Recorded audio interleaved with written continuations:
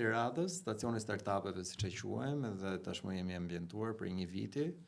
3 startupe sot në botën e inteligjencës artificiale, ose të 3 që e përdorin inteligjencën artificiale në forma të ndryshme, në industri të ndryshme. 1 prej vitit 2024, 2 prej vitit 2025, kështu që kemi pak mik sot, dhe për fat mirë kemi edhe një vajzë në panel, se 2 herët e fundit me erdhin më të hundës si kishim vetëm meshkuj, dhe edhe më e bukur është që në ato 2 podcastet e fundit që kemi bërë, të 2 podcastet kanë qenë drejtuese dhe administratorën kanë qenë vajza në çdo rast, për erdhën meshkujt në podcast. Kështu që duhet i themi edhe një herë faleminderit, falenderojmë Dua Space-in për host, si gjithmonë. Duhet vini të Dua Space sepse është një vend shumë i mirë edhe për të njohur me rrjete, për të njohur me njerëz të tjerë që janë në botën e teknologjisë, edhe xhirojmë edhe këto podcastet shumë të mira këtu tek ky ambient. Kështu që po fillojmë me vetëm vajzë në panel. Të lutem, kush je, çfarë startupi përfaqëson? Së pari, faleminderit për ftesën. Është kënaqësi që jemi sot këtu dhe shumë përgëzime për mbështetjen që i jepni në vazhdimsi startupeve dhe pasi ka mbaruar periudha të cilën ju na ndihmoni në të gjitha rastet. Unë jam Enola Martopullo, jam me profesion arkitekte prej gati 20 vjetësh tashmë.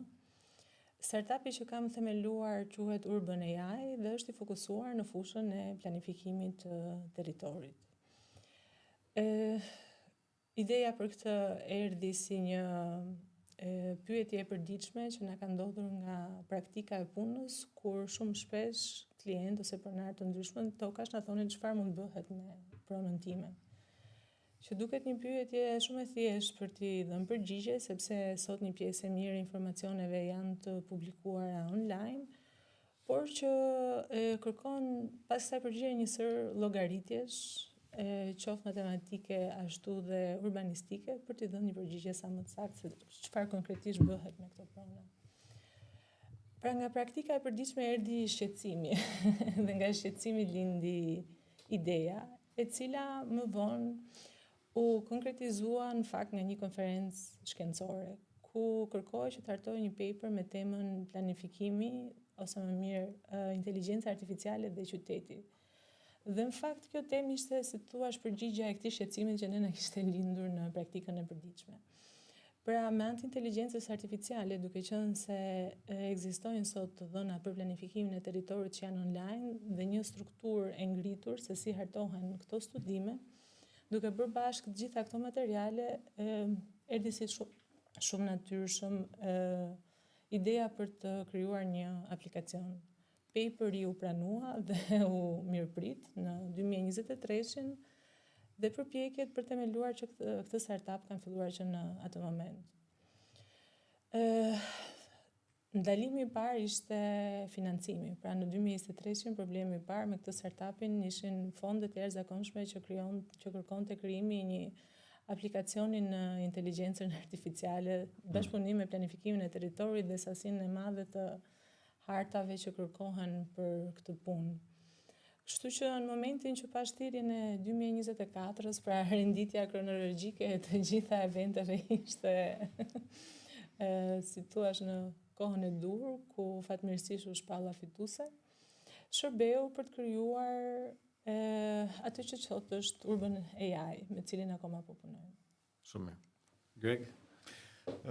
Faleminderit dhe nga ana ime Arjan për ftesën sot, Startup Albanin gjithmonë që sa herë që të më jepet rasti dhe falenderoj për ndihmën e jashtëzakonshme që na jep neve të konkretizojmë ato idetë dhe ato iniciativat tona.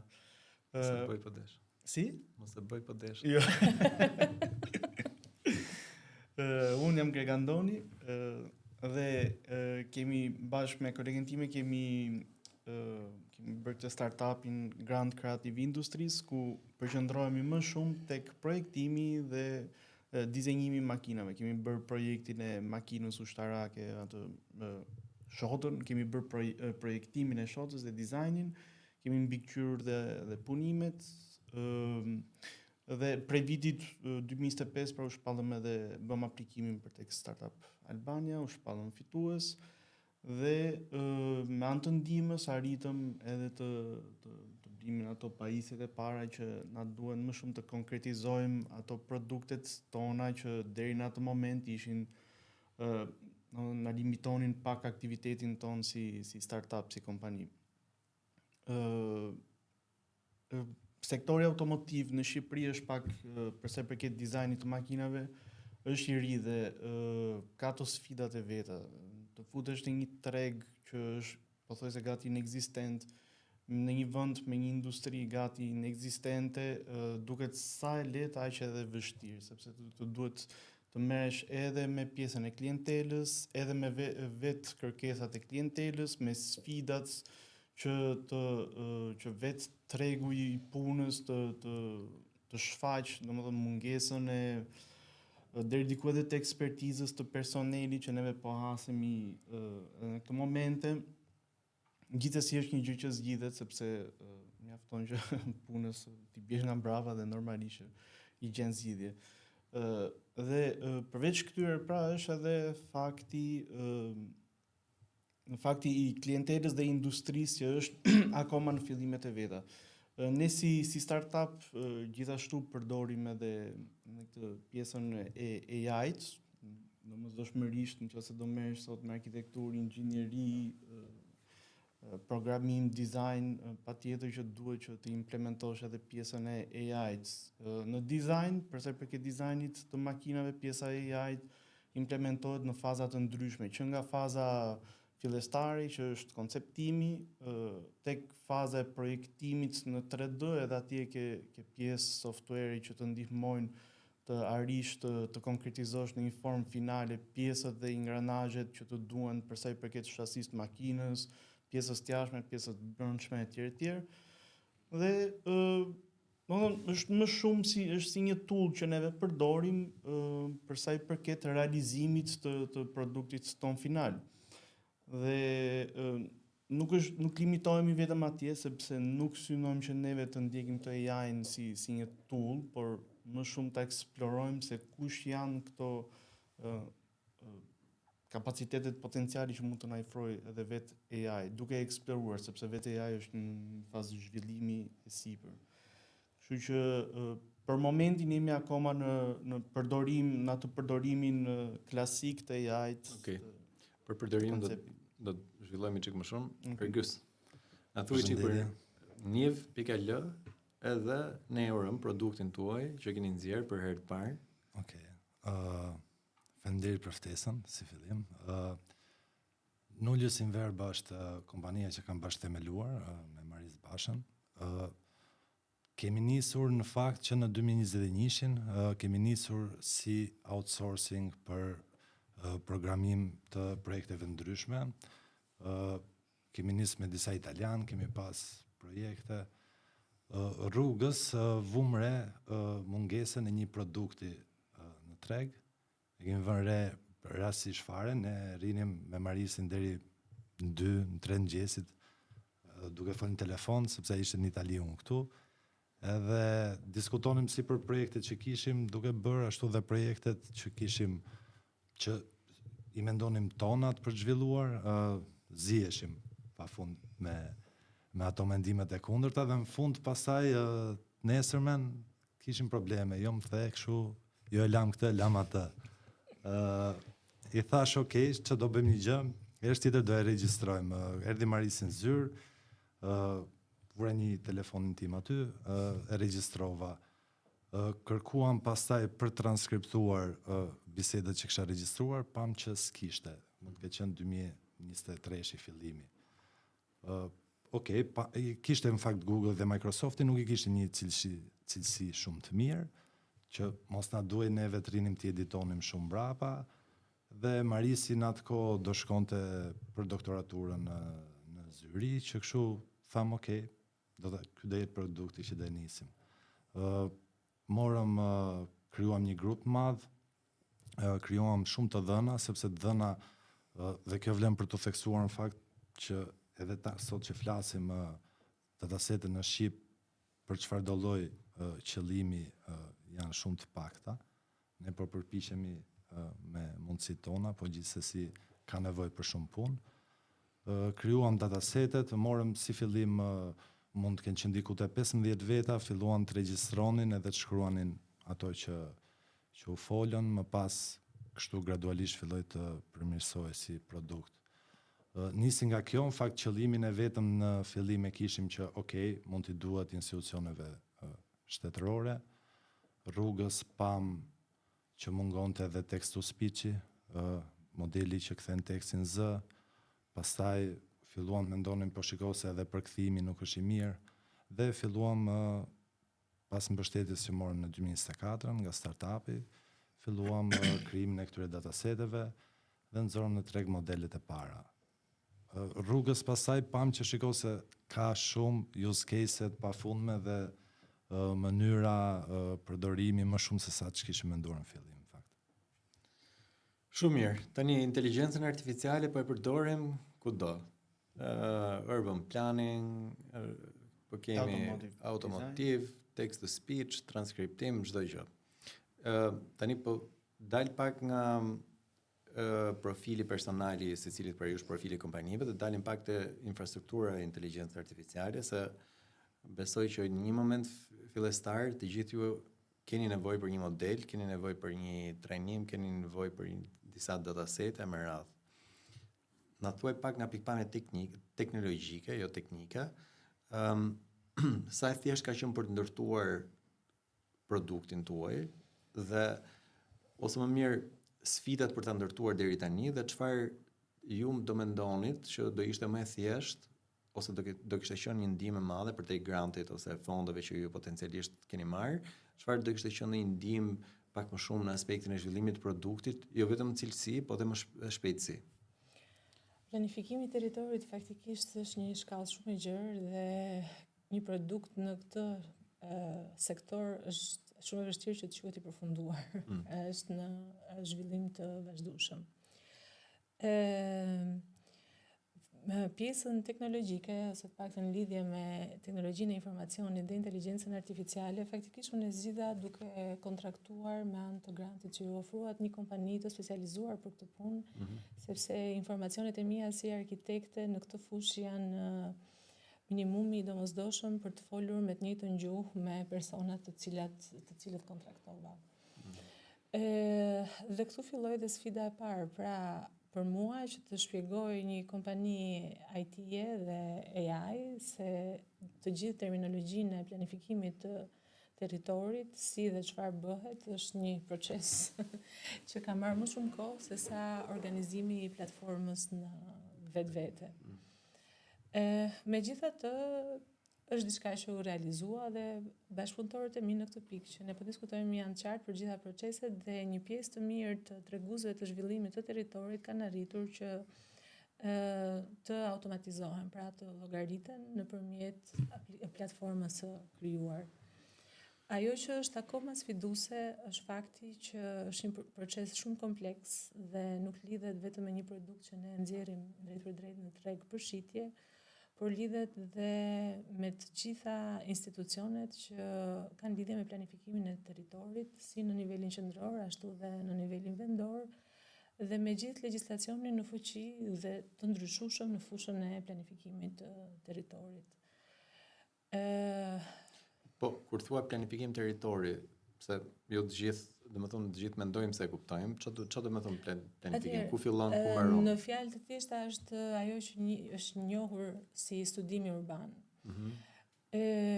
Aplikacioni faktikisht dhe aplikimi për grantin është kërkuar për hartimin e atyre që quhen planet detajuara vendore, pra këto studimet urbanistike, e cila është qeliza më e vogël në nivelin e qytetit për të hartuar një studim. Pra është njësia më e vogël tek e cila aplikohet një studim. Pra, po flasim për një shkallë pak më të gjerë se sa një pronë në vetvete, një grup pronash, të cilat plani i përgjithshëm vendor dhe vizioni i bashkive përkatëse për zhvillimin e qytetit i kanë grupuar në një mënyrë sepse kanë disa karakteristika të përbashkëta dhe për këto hartohet studimi fillestar.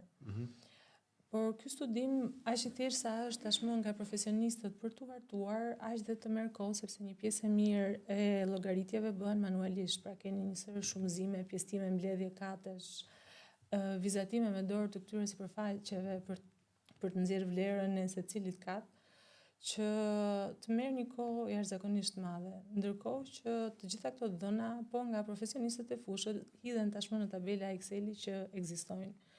Pra përgjigja ishte shumë natyrshme. Ne kemi një databazë, është i planifikimi, ku janë të hedhur të dhënat nga plani i përgjithshëm për secilën njësi minimale, po themi, duke ju referuar PDV-ve, dhe kemi dhe një tabelë Exceli që tregon shumë mirë se si mund të bëhen këto llogaritje. Thjesht pjesa mekanike që të shkosh nga njëra tek tjetra është e gjatë dhe të merr kohë.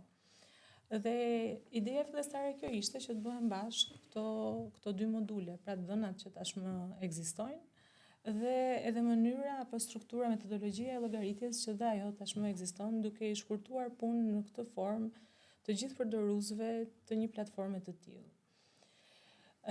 Nuk po referohem këtu vetëm përdoruesve të institucioneve, po kushdo që ka lidhje me sektorin e ndërtimit. Pra studiot e arkitekturës, kompanitë e ndërtimit që duan të dinë se si do zhvillohet prona. Dhe qëllimi është që të jetë një version i thjeshtëzuar i këtyre llogaritjeve, që çdo qytetar të ketë mundur që të di realisht se çfarë bëhet me pronën e tij. Për sa i përket institucioneve, inteligjenca artificiale ndihmon jashtëzakonisht jo vetëm për të shtuar punën për këto llogaritje, por edhe për të ofruar skenar të ndryshëm të zhvillimit. Pra, ajo kohë që do harxhohej për të bërë veprime manuale është një kohë që mund përdoret për të gjetur se cila është zgjidhja më e mirë realisht për territorin që ne po flasim. Sepse në një kohë shumë të shkurtër mund të ofrojë skenare të ndryshme të mbivendosjes së infrastrukturës me një gjendje ekzistuese apo të përdorimeve të ndryshme në atë territor. Kështu që mundësitë që ofron janë të shumta. Qëllimi është që duke marrë rastin më optimist që në një moment janë të hartuara planet e detajuara vendore, vjen momenti që duhet të rifreskohen planet e përgjithshme, por duke pas një databazë për planet vendore, atëherë çdo gjë bëhet më e lehtë dhe për hartimin e planeve të përgjithshme, e kështu me radhë duke u ngritur në shkallë për të shkuar tek planet sektoriale, ndërsektoriale dhe pse jo ndërkufitare me fqinje. Okej, do kthehemi edhe një herë te Urban AI. Tani Greg e përmendë që ke dizenjuar si makinë të parë ose si rast të parë suksesi Shoton, që është një makinë ushtarake e cila po prodhohet sot nga një kompani që është një pjesë e shtetit, një pjesë private, dhe është kompania e parë, jo kompania e parë, por makina e parë ushtarake që prodhohet në Shqipëri. Na shpjegoj çik si ndihmoi inteligjenca artificiale ose si e bëre më mirë nëpërmjet këtij moduli apo që ti zhvillove, dhe për ata që na ndjekin ose që dizenjojnë ose janë në fushën e prodhimit të makinave apo po themi konceptimit, si duhet ta targetojnë botën ose më mirë në kohën e inteligjencës artificiale këtë aktivitet. Okej, për sa i përket makinës ushtarake, Shotës, makina ka, duke qenë se nga vetë fakti që ishte një makinë ushtarake, ke një input shumë të rëndësishëm që e ke që në fillim të projektimit, gjë që ka disa rregulla që ti duhet të ndjekësh patjetër, si për shembull safety, etj, fakti që duhet të jetë blinduar, fakti që nuk duhet të kesh aq luks sa që ka një makinë normale, sepse nuk e ka atë funksioni i parë që të jetë makinë ushtarake, por aplikimi inteligjencës në inteligjencës artificiale tek projektimi i Shotës ka dhënë frytet e veta në fazën, mund të them në fazën iniciale të skicës.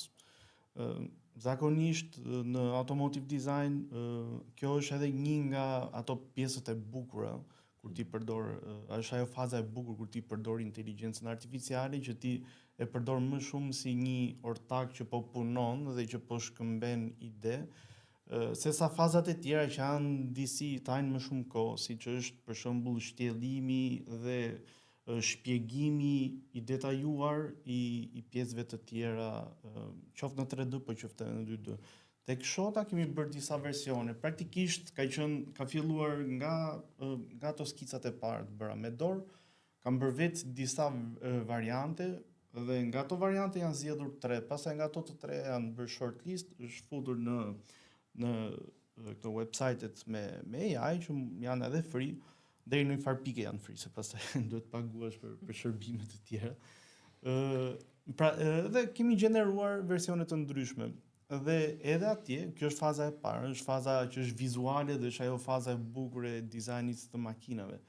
Dhe atje pasaj kemi shortlist, kemi zgjedhur dizajnin përfundimtar që ishte shota. Edhe në atë rast janë bërë ndërhyrje manuale, sepse që duhet kuptuar ajo faza e dizajnit të makinës. Kur dizenjohet një makinë ke faza e parë që është ajo speed shaping, që ti lë dorën e lirë dhe luan me proporcionet, me format e makinës, më tej mbasi zgjedh atë siluetën që të pëlqen më shumë, fillon luan me linjat e makinës. Dhe aty ke prap një design exercise që quhet për shembull tracing the lines, që ti duhet të ndjekësh linjat e makinës nga fillojnë, ku mbarojnë, si ndërthuren me njëra tjetrën, sepse në fund janë ato linja që determinojnë volumet e makinës, format e makinës.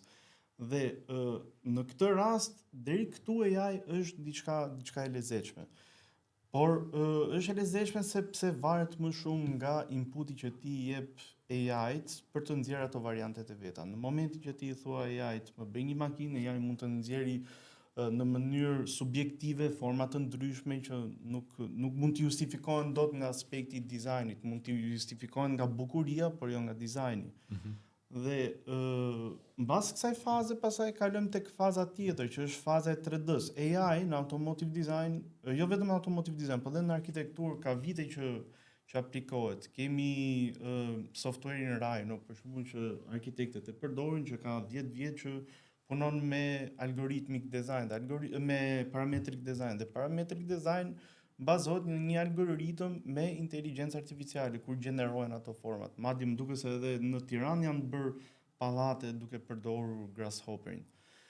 Pra është ekzistuese në 3D, në aspektin e 3D-s. Dhe në automotive design tek 3D-ja ke prap to website-et online që në ndryshim nga ajo le të themi design process që është manual me dorë, të arrin të ndihmon deri në një farë pike, sepse vjen pastaj një pikë që ti do të bësh një description pad, ku do të bësh një shpjegim të mirëfillt të formës, të funksionit, ta lidhësh me nodes me 30 description pads të tjerë, derisa të dalësh në atë që ti do realisht. Dhe këtu mundet që ta eliminosh gjysmën atyre nodesave me pads që i lidh bashkë me description pads me anë të skicimit me dorë. Pra ti në vend që të bësh 30 copë prej tyre, duke i shpjeguar, ok, më rregullo këtë, tani më ndrysho këtë, mund ta rish vetë manualisht deri në farë pike dhe pastaj të kompensosh me AI-n me pjesën tjetër. Kjo sepse mendoj se akoma është në zhvillim e sipër për sa i përket automotive design. Është pak si Photoshopi që ka integruar pjesën e AI-t dhe këto që janë këto website që janë AI based, po integrojnë funksione manuali që ka vetë Photoshopi. Pra, është diçka që i ndjet akoma nevoja e punës manuali që ti tregosh AI çfarë do të bëj në mënyrë që të arrijë tek ajo faza finale, tek produkti final. Po tek specifikisht te shota, si e përdorët AI-n? Te shota ishim se siç e the vet, nuk është makinë komerciale, pra është pak më e sikletshme në aspektin e atëherë bëm wheelbase, që kishim pjesën e wheelbase është pjesa nga aksi përpara tek aksi mbrapa. Që ishte e predeterminuar që në fillim. Bëm skicat në bazë të atij wheelbase-it, bëra 3 perspektiva të ndryshme dhe gjenerova pastaj me AI çfarë më pëlqente, ja ndryshoja manualisht me Photoshop, pastaj futesha prapë në AI, ndryshoja, shifja çfarë nxirrte AI, pastaj e kontrolloja vetë manualisht prapë me dorë, derisa arritëm në pjesën finale, domethënë. Okay. Neura. E kemi përdorur Neuron edhe së brendshme dhe së jashtme, te disa evente. e dim që funksionon. Po me që ti edhe një nga pjesëtarët e grupit që ke ndërtuar, na thuaj që ku filloi, si e ndërtuat, ku e bazuat teknologjinë, ku filluat me konceptimin e modelit në aspektin e trajnimit e tjerë e tjerë. Okej. Në fakt, këtë pjesë do ta shpjegonte shumë më mirë Marisi, gjithsesi. E shpjegoj edhe ti. Atëherë, Marisi në fillim, pasi bëri gjithë analizën dhe dokumentacionin se si do duhet ndërtuar, u bazuam në arkitekturën e Whisperit. Sigurisht këtu më duhet ta theksoj që ka një dallim shumë të madh mbi të bazohesh në arkitekturë dhe të duhet të ndryshosh dhe të përshtasësh gjëra mbi modelin, dhe është një gjë tjetër të marrësh diçka të gatshme ta përdorësh. Kjo sepse makinat, po ta ilustrojmë një shembull të thjeshtë, makinat po të gjitha njësoj funksionojnë, kanë motorin, kanë 4 rrota, pra nuk është se do duhet shpikur një metodë re se si do funksionojë makina. Më pas sfida më e madhe, në fakt në fillim gjitha kanë qenë sfida, që ke lekët, që ke datasetet, që ke çdo gjë, po avash gjitha këto sfida duke qenë konsistent në punë dhe në treg filluan të ikin. Sfida parë ishte datasetet sigurisht, filluam nga pak, vjen një pikë ku është e mundur të korrigjosh, është shumë e thjeshtë të korrigjosh manualisht gabimet që modeli bën, pra vjen një moment që është 50% saktësi dhe ti e ke më të lehtë korrigjosh dhe ta rimësosh me reinforcement learning, pra duke i korrigjuar gabimet që bën, se sa të krijosh datasete të reja.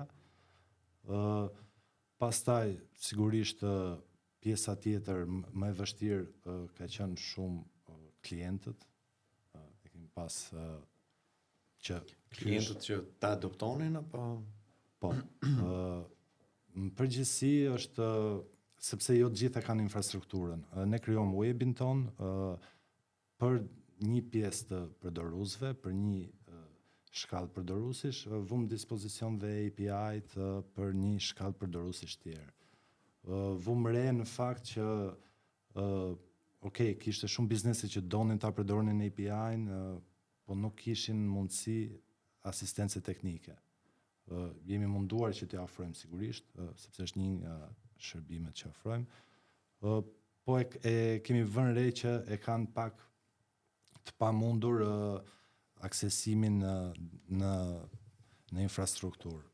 Ka pas shumë prej tyre që e kanë dashur modelin të së brendshmi, po sigurisht që të mbash një model të mbyllur në infrastrukturën tënde kërkon një investim më të madh, sepse duhet të kesh serverat e tu fizik, duhet të kesh kartat grafike dhe çdo gjë tjetër dhe duhet i mirëmbash ato. Por që në fund shumica ja kanë kuptuar që në rast se nuk i ke esenciale ato dhëna, është më mirë dhe më në përfitim t'i kesh në cloud apo të marrësh shërbimin ton që i ofrojmë on-premise, sesa të krijosh një infrastrukturë të tërë për këtë shërbim. Për sa i përket gjuhës shqipe, në përdorimin se kemi parë që në shumë modele që përdorim, çalon ose shumë mekanike, pak e varfër, specifikisht si e keni përmirësuar ju modelin tuaj me gjuhën shqipe? Sfida ka qenë në fakt me dialektet. Kemi marrë audio pafund nga dialekte nga më të ndryshmet, filluam me Veriun dhe me Jugun, pasi vumre që aty ishte pak më problematik, dhe kemi krijuar tani që flasim, janë diku te 1 milion orë audio, dataseti, nga këto 80.000 orë janë transkriptuara manualisht nga njerëzit dhe 920.000 orë janë nga modeli vet, pasi është përmirësuar dhe pasi ka ardhur në këtë. Pra, shqipja nuk është më problem, apo vazhdon të jetë dhe kam nevojë për trajnim të modeli juaj? Se në përgjithësi me çfarë kemi në transkriptime dhe me ato toolset që ne përdorim, janë Teams apo me një Zoom, në përgjithësi transkriptimi nga shqip, pra transkriptimi në shqip, është relativisht problem. Dhe unë prap aq i domosdoshëm është produkti, sepse sidomos në për takime ose në për evente apo në për po themi aktivitete të cilat njerëzit flasin edhe jo gjithmonë ke mundësi për të mbajtur shënime apo në formë të shpejtë, sidomos kur janë disa njerëz në tavolinë, është shumë e rëndësishme që ai transkriptimi, dhe unë gjithmonë e kam pas transkriptimi, po gjithmonë e dëgjoja, nuk kisha mundësi për ta transkriptuar, se nuk gjeja një element ose një modul që ishte, po themi, jo 100% i sakt, po as 80, as 70, do të binte shumë poshtë. Ose krijonte fjali vet, pra jo fjali që nuk ishin atë.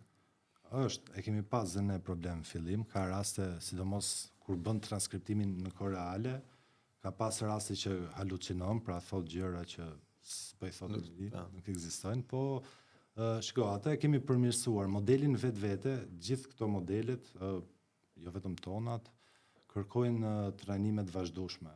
Pra, nuk është se arritën një pikë 99% nuk ka më ku e çon më mirë, dhe atëherë dhe kur e arrin, prap ka nevojë për ritrajnim, pasi ndodh një proces që deri diku këto modele degradojnë. Jo në formën siç degradojnë materialet, objektet, po degradojnë dhe fillojnë dhe humbin saktësinë.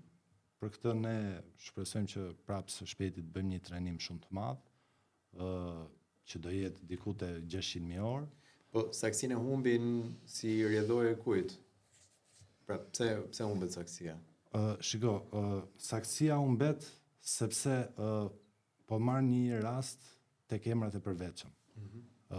Ky është aktualisht një problem që e ka, duke qenë se nuk ka dëgjuar mjaftueshëm emrat përveçëm, dhe kjo është dhe arsye pse ne duam ta bëjmë një dataset, duam të bëjmë një trajnim shumë të madh tani, është sepse edhe në modelet si Google dhe Microsoft ka çalon shumë në emrat e përveçëm të njerëzve, të qyteteve, fshatrave, sepse nuk i ka dëgjuar mjaftueshëm herë që të japi një. Ose janë te modelet e mëdha. Te modeli juaj që është çik më SLM, nuk është LLM. Pra është një model që ju e keni trajnuar.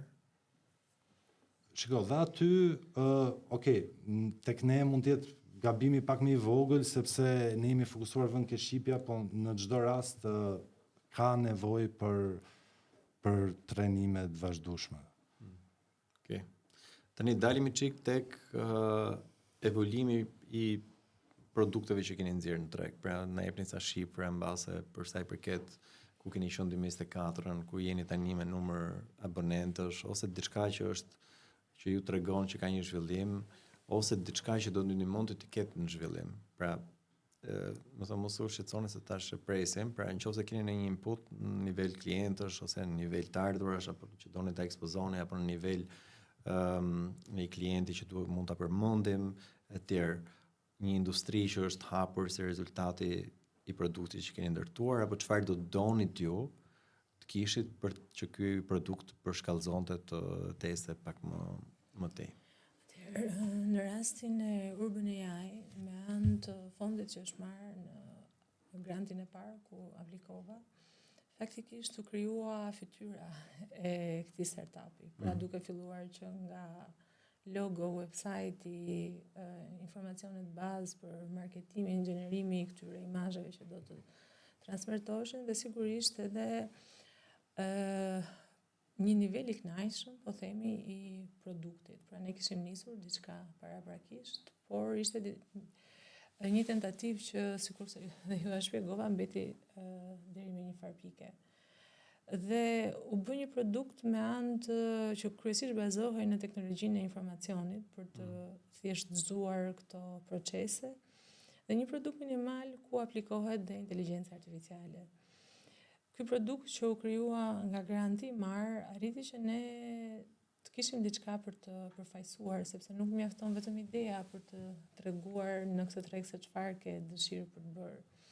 Dhe kështu me anë të këtij produkti u prezantua tek Agjencia Kombëtare e Planifikimit të Territorit në një prezantim online, duke patur parasysh dhe ngarkesën e agjencisë, si institucioni kryesor nga i cili kalon të gjitha studimet urbanistike aktualisht në Shqipëri, dhe u prezantua dhe me disa bashki. Prezantimi me bashkitë, duke qenë se ata janë dhe hallka kryesore që merret me këtë proces, na dha një feedback me cilën ne jemi duke punuar aktualisht për ta përmirësuar dhe për të integruar më shumë funksionalitete në bazë të inteligjencës artificiale, pra që të mos jetë vetëm teknologjia e informacionit ajo që përdoret, mos jetë thjesht një program tjetër GIS-based që integron këto tabela, por që pra ai qëllimi që unë e kam shumë të rëndësishme të ofroj skenar të ndryshëm zhvillimi me qëllimin që vendimarrja për më të mirën, qoftë publike sa ashtu dhe privates, në një territor të jetë shumë më e lehtë për tu vendosur dhe për tu gjykuar. Okej. Në respekt klientëve ose të përdoruesve, se mund të jenë dhe përdorues. Po më shumë. Si ka ecur përdorimi? Domethënë keni pas një rritje, na thuaj ca në nivel shifra. shifrash unë nuk mund të flas sepse është një aplikacion i cili është duke u zhvilluar dhe ka shumë tregues të cilët duhet përfshihen. Janë shumë tregues zhvillimi i territorit që duhet të përfshihen dhe të përmirësohen.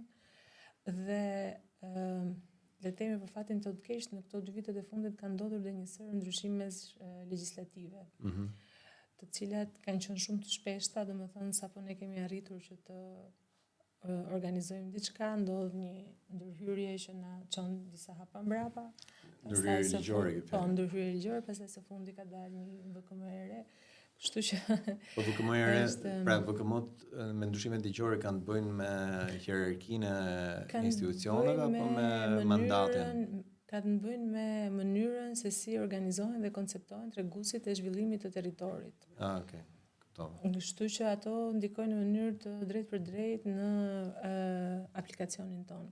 Për shembull, aktualisht është në fuqi një VKM ku njësitë vendore mund të miratojnë studime dhe të japin leje deri në 6 kate, pavarësisht se plani i miratuar që është në fuqi shkon 8-9 sipas PDV-ve të ndryshme. Kështu që megjithatë është një aplikacion që ka akoma nevojë për shumë punë sepse shtrihet në një shkallë shumë të madhe dhe duke përfshirë bashki të ndryshme, pavarësisht se treguesit e zhvillimit të territorit janë të njëjta, çdo bashki ka diçka specifike në rregulloren e saj për t'ju përshtatur territorit në të cilën ajo vepron. Kështu që duhet dhe një pjesë studimore shumë e fuqishme që të përgjigjesh këtyre specifikave që ka çdo njësi vendore. Pra ne jemi duke punuar paralelisht për qoftë për ta bërë të përshtatshme për gjithë territorin, ashtu edhe për të përputhur këto ndryshime ligjore që kanë ndodhur gjatë kohës që ne ishim duke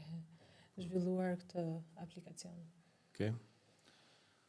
Greg, si ka ecë Grand Creative Industries. Do më thënë Grand Theft Auto. Grand Theft Auto. Unlock memories. Yes. Siç thash edhe më Gjoj. Okej. Atëherë, siç tham edhe në fillim që industria automotive në Shqipëri është pak e re dhe është për sa i përket dizajnit automobilistik është gati inekzistente. Pra gjithë procesi i dizajnit të një makine është një shërbim që nuk është se shumë i përhapur.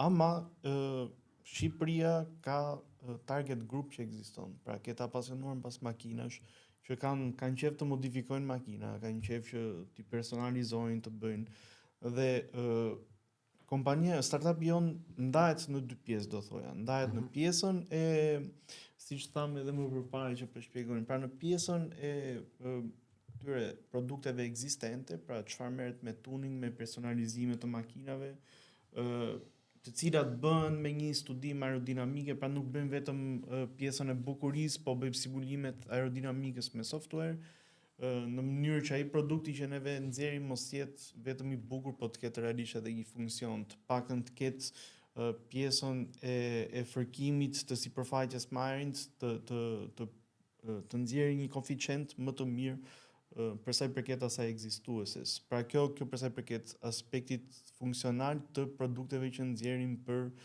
target grupin e Shqipërisë. Pastaj kemi edhe pjesën tjetër që është projekti i makinës që Tashmë kemi 2 vjet që po e zhvillojmë, por është akoma në fillimet e veta, dhe ka akoma nevojë për punë, ka akoma nevojë edhe për staf, madje jemi duke vazhduar edhe të bëjmë dhe disa ndryshime, sepse gjithmonë pak vetë jam unë që kam qef, nuk më mbushet asnjëherë mendja, sidomos po pash një objekt më shumë se 2 muaj atje, do gjej ndonjë gjë që do ta ndryshoj patjetër. Dhe pak fakti që janë këto limitimet, domethënë jo kompjuteri, jo koha, jo stafi etj. Pastaj është edhe pjesa tjetër. Domethënë këto janë për sa i përket këtyre pjesës së automotive design. Pastaj merremi edhe me produktet e tjera. Neve merremi me product design për sa i përket produkteve të përdorimit të përditshëm. Kemi dizenjuar disa produkte që ishin destinuar për policinë e shtetit italian, praktikisht ishin disa tavolina që shërbenin policëve të kryejnë një test për sa i përket shpejtësisë, pra ishin të pajisura me butona dhe pedale dhe masnin reaksionin e stafit dhe në bazë të rezultatit final pastaj vendosnin se ku do profilizonin më shumë stafin. Kemi gjithashtu po punojmë edhe me skafe. Domethënë çfarë është me transportation design, neve nuk e ashtu, nuk I themi jo. Domethënë çfarë me skafe, me makina, me trena do na pëlqente gjithashtu. Dhe aktualisht jemi, se të paktën në industrinë e skafeve, ke industria e skafeve dhe atje ke target group, ke edhe punë, do thoja, ship. Na thojnë I shifër. Po, shifra tani, për të thënë vetëm për komponent të pjesës ekzistuese të tapeteve dhe të pjesës së poshtme të skafit, mund të bëjmë në javë 4 skafe, 5 skafe. Që krahasimisht me një vit përpara është. Ja, me një vit përpara s'po merresh me këtë punë, ishin me punë të tjera, domethënë. Okay. Pastaj, për sa I përket kësaj bashkëpunimit me FSH-n, ishte një bashkëpunim që na erdhi, një propozim që na erdhi për të shfrytzuar ambientet që janë tek rruga Porti quhet ajo, që është në Durrës, nuk më mbahet mend emri. Tani se si Ilias s'mbahet mend. Dhe është objekt I parë. Filloi edhe herë. Okej. Si? Jo, filloi edhe herë thuaj. Okay, qendra multimodale, po harrova fare. Ajo që është I stacioni trenit. Fix te parkimi.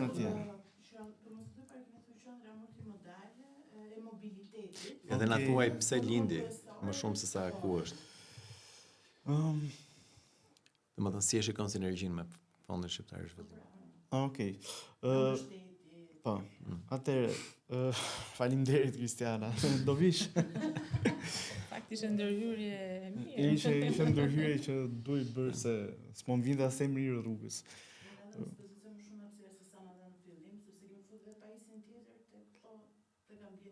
Po, s'na duhet emri rrugës. Leje jashtë. Po doja që ta bëja kështu më edhe kodin postar duhet të jetë, po 1002. Leje, mos.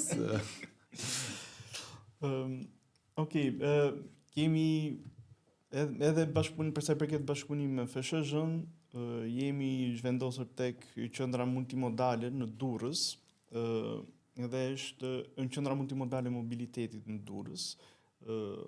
Dhe është një bashkëpunim që ka filluar që para pak muajsh dhe ata siç na një lloj si Startup Albania janë duke na ndihmuar, duke na mbështetur me ambientet, na kanë dhënë në dispozicion dhe ambientet, kemi zgjeruar dhe ambientet për sa I përket vendosjes së pajisjeve të cilat është mundsuar edhe nga Startup Albania, kështu që është do thoja që është në sinergji edhe me aktivitetin ton për sa I përket mbarvajtjes së aktivitetit. Dhe presim që të bëjmë ndryshime në të ardhmen për sa I përket për sa i përket infrastrukturës së brendshme dhe organizimit të studios, pasi kemi një pjesë kemi më shumë për pjesën e projektimit, një pjesë kemi më shumë për pjesën e Në aspektin e të ardhurave punësimit, kemi një shifër që është ndryshe nga para 2 viteve? Të ardhurat e punësimit, Të ardhurat ose punësimit. Okej. Të ardhurat ose po. Normalisht për sa i përket të ardhurave ka përmirësim. Ka përmirësim edhe pse Nuk do ta nxjerrë atë shifrën. Si është puna me shifrat që si që është një klient nuk është i tjetër, prandaj. Po xhiro vjetore deklarohet, xhiro. Pa, fix. Okej. Tani çfarë ti themi aty të Vlorës. Jepi. Mos e them. Kemi rritje. Po, kemi rritje. Për sa i përket të ardhurave, kemi rritje dhe shpresojmë që të vazhdojmë kështu në mënyrë që edhe të rrisim kapacitetin dhe stafin. Pasi edhe na duhet gjithashtu stafi kualifikuar për sa i përket pjesës së inxhinierisë mekanike të makinave dhe jo vetëm. Okej. Gjysë na thuaj pak ca shifra, që nuk i thanë këta dy. Numër përdoruesish, tipologji përdoruesish, të ardhura e tjerë në qoftë se janë, po më shumë me klientët që... Në fakt në euro tani që flasim ka rreth 2500 përdorues në web. Tipologjitë janë nga më të ndryshmet, përdorimet dhe projektet dhe klientët janë nga më të ndryshmit. Mund të përmend edukimin, projekt që jemi duke realizuar së fundmi me Komisionin të shkollave katolike në Shqipëri. Ata po tentojnë për të krijuar një platformë, cilën po e zhvillojmë ne, ku do të ketë shumë element me AI dhe jo vetëm, për t'ia ofruar si infrastrukturë digjitale shkollave që ato kanë në varësi. Nga sektori publik, po ashtu kemi raste, ka dhe raste... Jemi ne, po jo. Patjetër. Ka raste dhe të individëve që ndoshta për shkak të burokracive apo formave ndryshme e përdorin në mënyrë të pavarur, për shkak se i lehtëson tek puna e tyre. Jemi tek sektori medjave, 4 media aktualisht po e përdorin. Kemi zhvilluar projekte të ndryshme, projekt për muzet, po ashtu ka shumë komponent me AI. Për sa i përket xhiros të ardhurave, mund të them që është specifikuar nga 2024. Nuk i kemi kap akoma ato ëndrat me shumë zero, po. Shpresojmë të arrijmë, po. Po në sektorin publik presim akoma që ta implementojmë, sepse realisht ka shumë hapësira. Po ka dhe use case në sektorin publik. Po. Domethënë, use case-et janë në çdo rast, si në sektorin privat, por mendoj që sektori publik do t'i nevojitej shumë që të kishte modelet e veta ti përdorte sesa dhe ne jemi shumë të lumtur të afrojmë. Okej. Tani mbase mund kemi kështu 1 minutë që ta mendoni, po në aspektin e për çfarë nevoje do keni ju për të ecur përpara, domethënë dalim te kjo temë. Dhe agjencia, tashmë agjencia e re me emrin Innovation for Albania, jo vetëm agjencia Startup Albania, me që nuk e dihet i grek, jemi bashkuar. Keni bërë Fusion. Pa, Fusion. Faleminderit. Tani agjencia ka mundësi të suportojë, siç e kemi diskutuar më përpara, dhe disa prej jush e kemi mbështetur, jo vetëm financimin, por edhe në aspektin teknik. Tani duke qenë se ju të gjithë merrni me ose përdorni inteligjencën artificiale, dhe inteligjenca artificiale ka një prerequisit shumë të rëndësishme që janë të dhonat. Pra, pa pasur të dhona, inteligjenca artificiale nuk është se mund ta përdorësh disi, pra qoftë PDF-t që duhet vendosësh në një model që për ta trajnuar apo tabelat e Excelit me të dhonat e tjerë, e njëjta gjë në automotiv. Pra kreativ mund të bëhet aq sa mund ta trajnosh ti jetë kreativ. Edhe tek skripti duhet të kesh sa më shumë të dhona nga pra element zanor, Tek përkthimi kemi pas kështu shumë rezistencë, për shembull, do kisha qefta përmendje se ne kemi shku shtëpiave botuese pafund. pra te përkthimi kanë qenë rezistent që nuk që për ta që nuk përdorur janë- apo jo, që nuk janë ofruar në krijimin e dataseteve. Domethënë sigurisht jemi ofruar në çdo formë, qoftë me pagesë, qoftë në çfarëdo lloj forme dhe shtëpitë botuese janë shumë të ngurta dhe shumë të mbyllura. Okej. Një Dakor, për atë pjesë, dakor, po do dilet pak tani te ndihma ose te hapi i radhës. Pra, te hapi i radhës për secilin prej ju, se ju keni, siç tham, keni ambicie për të arritur këtë produktin, edhe ne gjithashtu me ju, se duam që vitin tjetër të jeni më të mëdhenj, vitin tjetër më të mëdhenj, etj. Tani tek elementi i suportit në aspektin financiar e kemi, pra ne kemi skem granti, do kemi disa instrumenta të tjerë që startupet do financohen në një formë tjetër, sidomos ato që janë në rritje, por te elementi suportit teknik, po dalim këtu, duke qenë se të gjithë ju keni nevojë për një set të dhonash, specifikisht nga fushat specifike, qoftë nga, po themi, planifikimi urban, apo institucionet që ndërlidhen dhe lidhen me ata, apo datasete nga, themi, nga seanca parlamentare, apo seanca dëgjimore, të gjitha këto që kanë mundësi për të trajnuar atë modelin. Kush do ishte hapi i radhës ose mbase një kërkesë që ju mund të kishit nga agjencia aktualisht që suporti jon t'ju ndihmonte ju të rriteni edhe herë 3, edhe herë 4, edhe herë 5 herë nga sa jeni investuar deri tani. Në rastin e Urban AI, marrëdhënia me sektorin publik është shumë e rëndësishme, sepse në përgjithësi pra janë bashkitë ato që bëjnë hartimit e PDV-ve dhe Agjencia e Planifikimit Territorit ajo që jep konformitetin për këto PDV, pavarësisht se hartuesi mund të jetë në sektorin privat. Dhe deri tani tentativat që kanë bërë janë nëpërmjet njohjeve personale për të prezantuar projektin, produktin, iden, sepse është prezantuar në faza të ndryshme.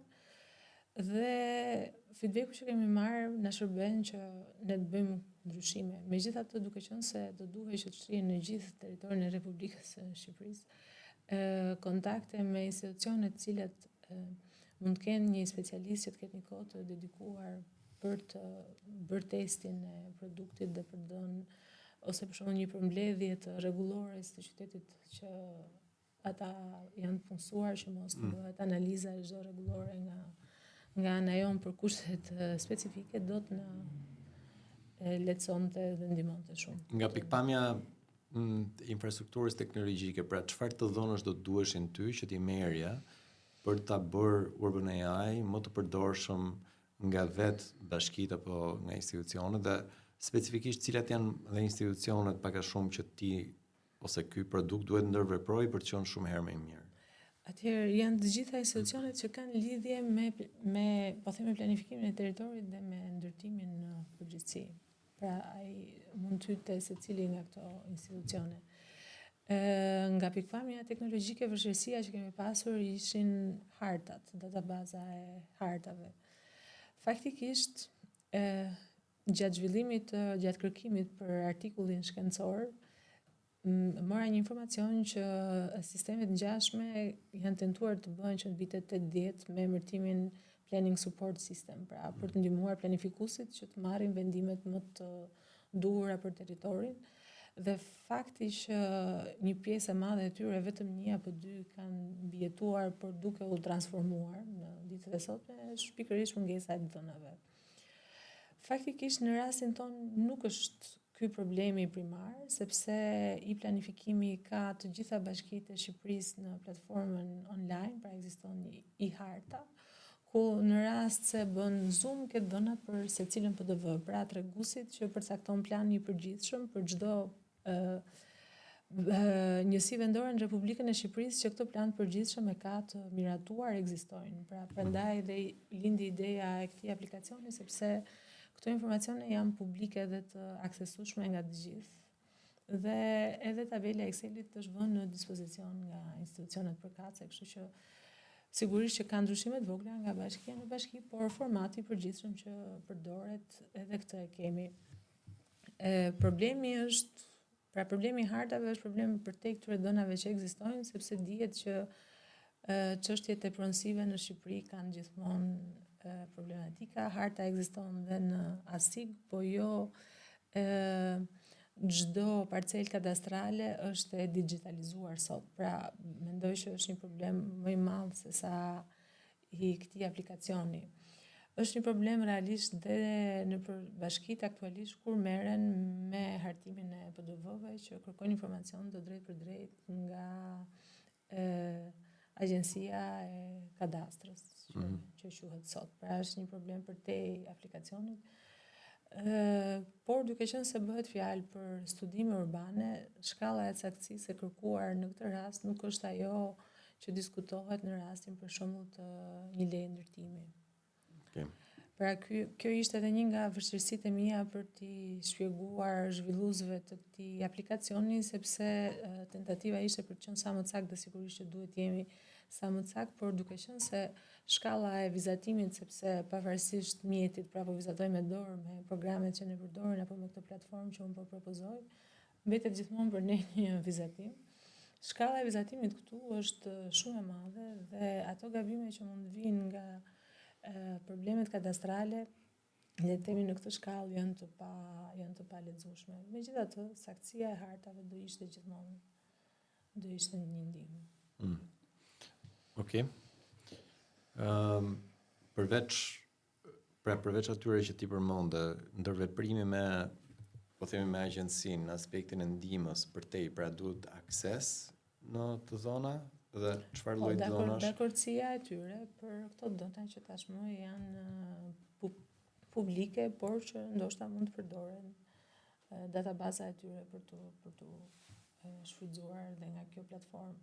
Pavarësisht se në momentin e parë agjencia e kontraktuar kishte në dispozicion një sër hartash, sepse vite më parë ishte marrë me një projekt në lidhje me sistemin e adresave, me adresarin, dhe për këtë arsye e kishim mundur që ta çonim deri me një farë pike. Megjithatë, si me çdo vizatim tjetër, nëse ti përdor po të njëjtën bazë materiali, është gjithmonë më i lehtë përpunimi i të dhënave. Okej. Vazhdojmë atje. Po mendosh akoma? Çfarë do ndihmonte ty Gyso përtej kësaj përdej aksesit që ke pas deri tani? Përveç, po themi, pjesës financiare. Okej.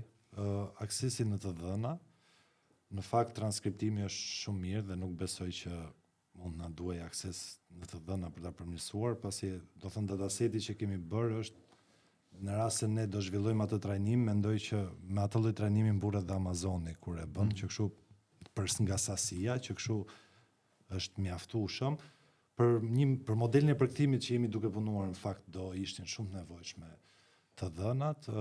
Kjo për shumë arsye, një për faktin sepse të kontrollosh dhënat e sakta, datasetet a janë të sakta apo jo, për përkthimin kërkon një profesionist saktuar, kurse për transkriptimin mund ta kontrolloj kushdo, pra është më e thjeshtë.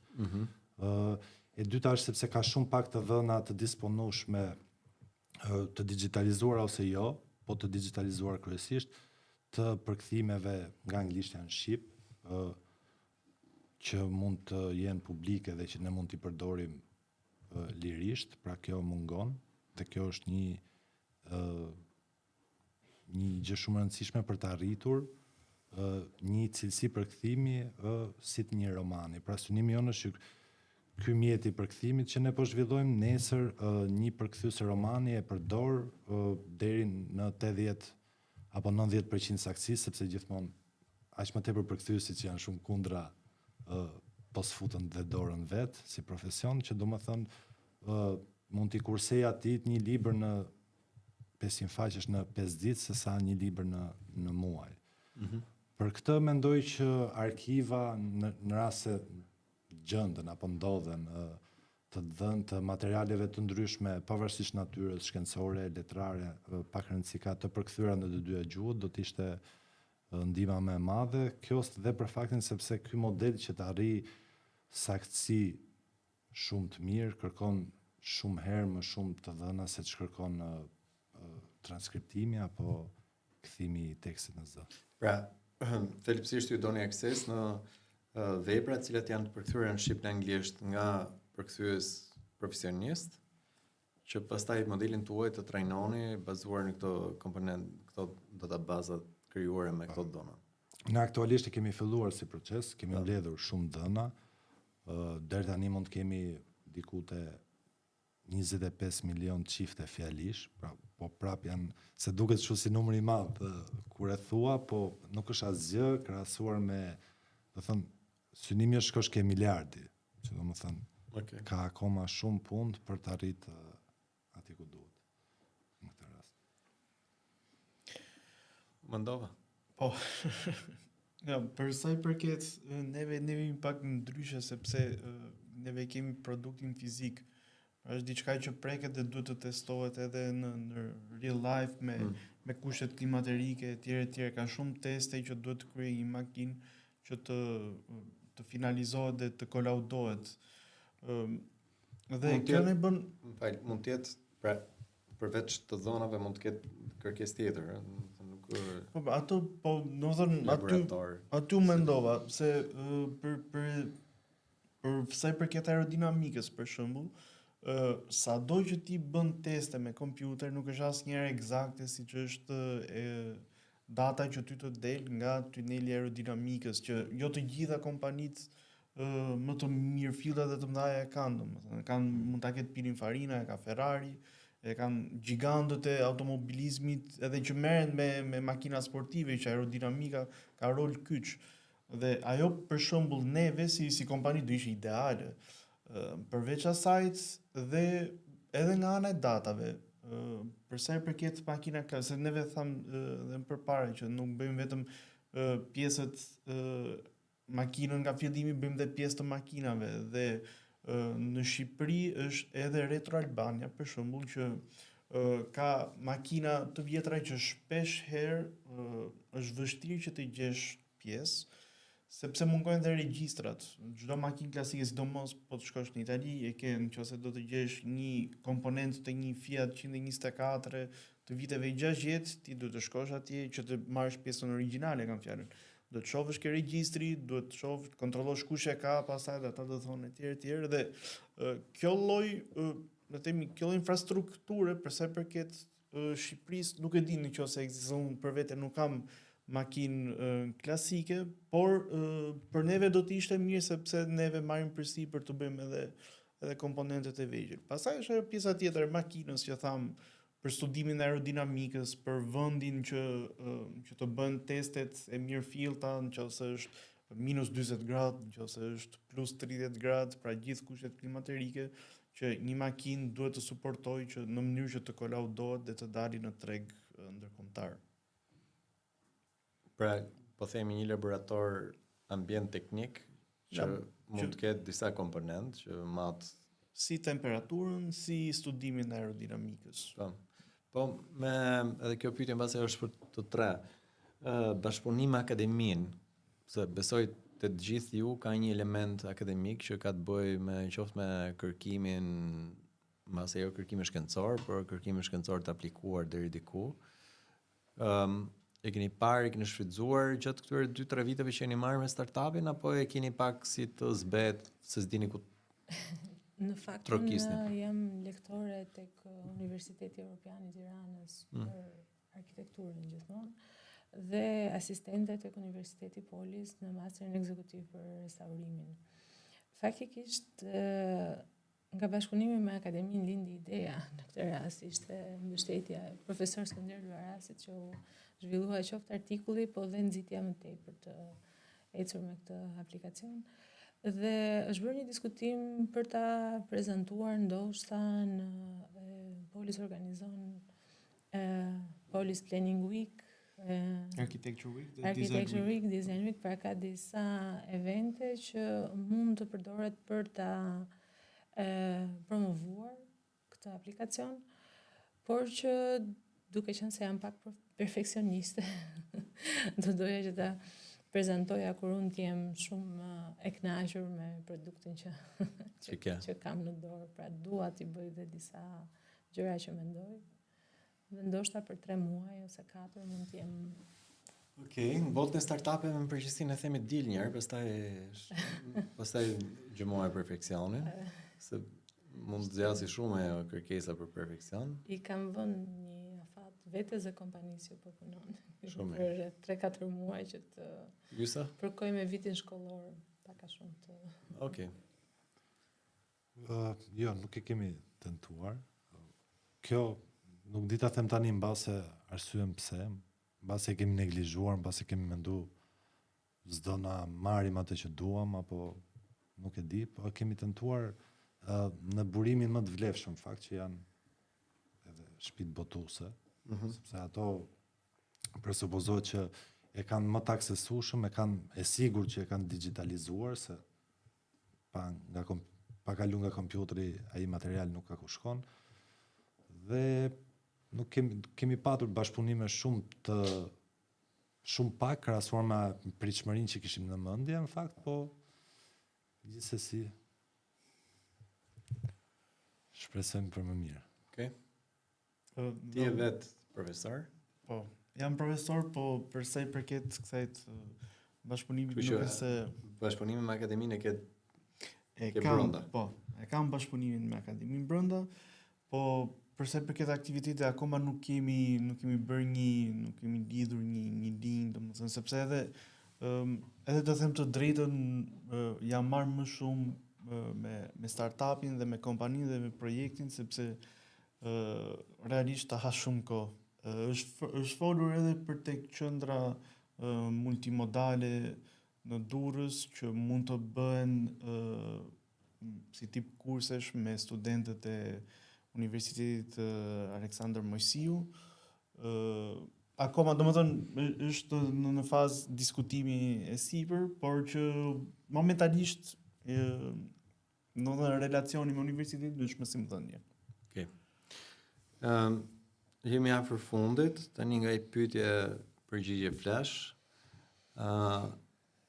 Kush është ambicia për ju për vitin e ardhshëm ose 2 vitet e ardhshme?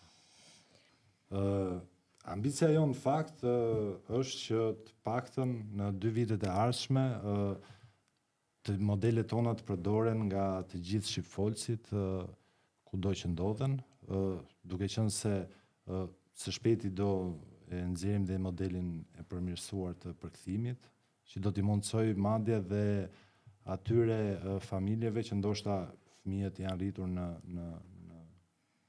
emigrim dhe ndoshta nuk kanë pas mundësi dhe kohë t'i përkushtojnë t'i mësojnë gjuhën shqipe mirë, mund të përdoren modelet tona. Okej.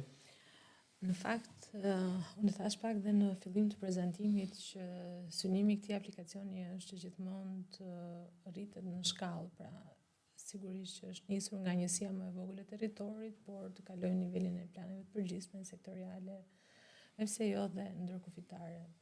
Megjithatë, ky është një synim shumë afatgjatë, nuk arrihet dot për 2 vitet e ardhshme. Për 2 vitet e ardhshme qëllimi është që kjo platformë dhe ky aplikacion të ecin me këmbët e veta, pra pa nevojën e ndihmës jashtme, pra të ketë dalë në treg të gjenerojë të ardhurat mjaftueshme për të arritur atë synim afatgjatë që unë do të doja. Është një fushë shumë e gjerë, ka pafundësisht gjëra për të shtuar përtej legjislacionit, për shembull tregues në lidhje me informacione mjedisore, nivelin e zhurmave, nivelin e ndotjes, pra që të jetë i përdorshëm jo vetëm ekskluzivisht për studime, por dhe për përmirësimin e cilësisë së jetës në përgjithësi. Greg. Për një vit, për timeline... Jo për një vit, për na thuj për 2 vjet. Për një vit do ishte... Na thuj diçka dizenjoj Ferrari në ardhshëm. Ai është synimi, unë që jo të zëvendësojmë, sepse çdo brand ka identitetin e vet, por të kemi një lloj kategorie makine, supercar ose hypercar, dhe të jetë brenda një viti të kemi arritur këtë 80% e makinës, përfshirë shasin dhe komponentët e tjerë si motori, dhe për 2 vjet të jetë gati. Domethënë të jetë gati që të ndizet, të eci, edhe pra dizenjimin e makinës parë duke filluar nga letra deri në prodhim. Deri në prodhim. Pra, ky është synimi jot për 2 vjet, juaj. Po. Shumë mirë.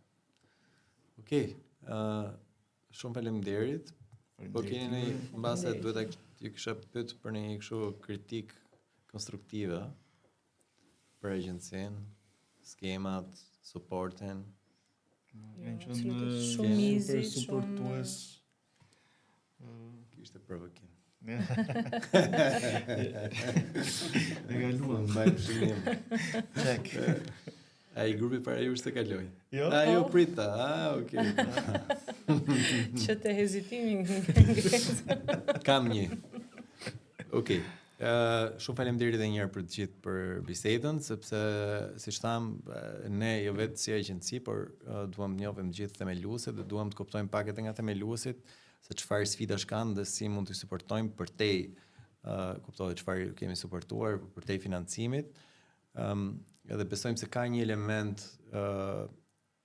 mbase teknologjik që ne duam të zhvillojmë edhe tani me agjencinë e re të bashkuar për elementi e inovacionit nga administrata publike që mbase në të treja rastet ka një komponent që mund ta përdorim pra zgjidhjen tuaj në funksion të zgjidhjes sfidave që ka administrata dhe e kundërta, pra çfarë ne mund të japim një use case ju me platformën tuaj mund ta zgjidhni specifikisht dhe për këtë besoj që në tre këto raste do kemi një takim pak më të veçantë për të kuptuar se ku